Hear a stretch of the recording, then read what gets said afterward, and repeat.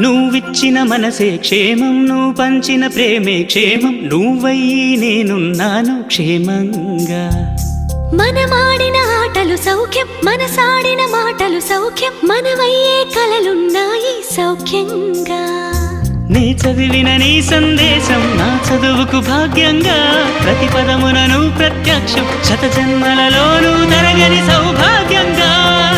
గంగా నిజంగా